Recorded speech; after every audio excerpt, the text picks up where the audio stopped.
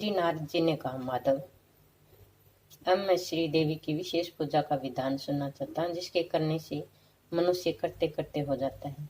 भगवान नारायण कहते, देवरस, भगवती जगदम्बिका की पूजा कर्म कहता हूँ सुनो। ये प्रसन्न मुक्ति भुक्ति प्रदान करने वाला है तथा समय अखिल आपत्तियों का निवारण है। सब प्रथम आत्मन करके मौन होकर संकल्प करें। भूत शुद्धि आदि करनी आवश्यक है। मार्तेकांश करके सत्यान्यास करना चाहिए। बुद्धिमान पुरुष संघ की स्थापना करके अर्ध आदि सामग्री एकत्रित करें। पूजन नोपयोगी उपस्थित द्रव्य का अस्त्र में जल से पोषण करें।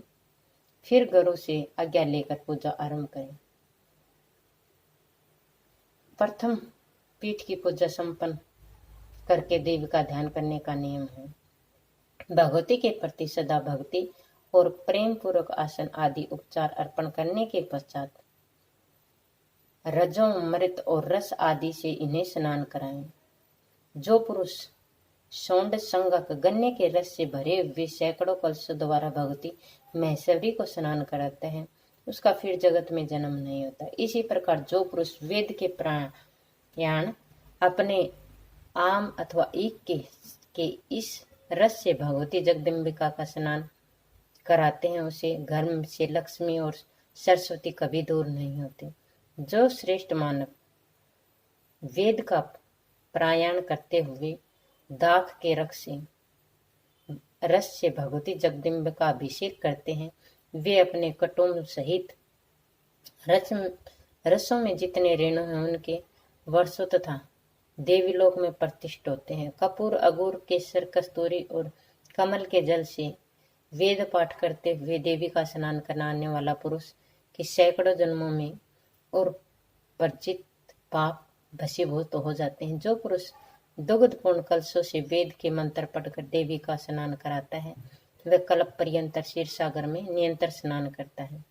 दही से स्नान कराने वाले पुरुष दही कुंड का अधिपति हो जाता है। मधु, घृत और शक्कर से स्नान कराने वाला पुरुषों को तत्त वस्तुओं के स्वामी होने की सुविधा प्राप्त हो जाती है। भक्ति होकर हजारों कलशों से देवी का स्नान कराने वाला पुण्य आत्मा पुरुष इस लोक में सुख भोग कर परलोक में भी सुखी होता है। भगवती के 2 रेशमी वस्त्र प्रदान करके पुरुष वायु लोक में जाता है। रतन जड़ित भूषण देवी को अर्पण करने वाला मानव दूसरे जन्म के में राजा होता है। केसर, कस्तूरी की बिंदी ललाट पर संदूर और देवी के चरणों में महावर लगाने वाला पुरुष देवताओं का स्वामित्व प्राप्त करके इंद्रासन विराजमान होता है। साधु पुरुष पूजा की विधि में अनेक प्रकार के पुष्प बतलाते हैं। उन पुष्पों को अर्पण करके पुरुष समय कैलाश धाम प्राप्त कर लेता है। भगवती आद्या शक्ति को पवित्र विलप पत्र अर्पण करने चाहिए। विलप पत्र समर्पण करने वाले पुरुष को कभी किसी भी परिस्थिति में दुख नहीं भोगने पड़ते। 3 पत्ते वाला विलप पत्र रक्त चंदन से यत्न पूर्वक स्पष्ट और सुंदर अक्षरों से माया बीज मंत्र हिम 3 बार लिखें। माया बीज जिसमें आदि में हो उस नाम के साथ चतुर्थी विभक्ति का उच्चारण करके नमः शब्द जोड़कर ओम ह्रीं भुवनेश्वरः नमः इस मंत्र से महादेवी भगवती जगदम्बिका के चरणों में परम भक्ति पूर्वक वह कोमल पत्र समर्पण करें। जो भक्ति के साथ इस प्रकार भगवती की उपासना करता है वह ब्रह्मांड का स्वामी होता है। अष्टगंध से चर्चित 1 करोड़ नर्तुन कुंद पुष्पों द्वारा देवी की पूजा करने वाला पुरुष निश्चय ही प्रजापति के पद को अधिकारी हो जाता है। ऐसे ही अष्टगंध से चर्चित कोटि कोटि मल्लिका और मालती से जो भगवती की पूजा करता है वह चतुर्मुख ब्रह्मा होता है। मुने देवी पर इसी प्रकार 10 करोड़ पुष्पों से पूजा करने वाला मानव को विष्णु पद भी जो देवताओं के लिए भी दुर्लभ प्राप्त होती है। पूर्व समय में भगवान विष्णु भी अपना पद प्राप्त करने के लिए यह व्रत कर चुके हैं। इस प्रकार 1 अरब पुष्पों से के चढ़ाने से सूत्रात्मा सूक्ष्म ब्रह्मा के प्राप्त होते हैं। ये तनपूर्वक भक्ति के सत्सम्य प्रकार से किए गए इस व्रत के प्रभाव से भगवान विष्णु हिरण्य गर्भ हुए।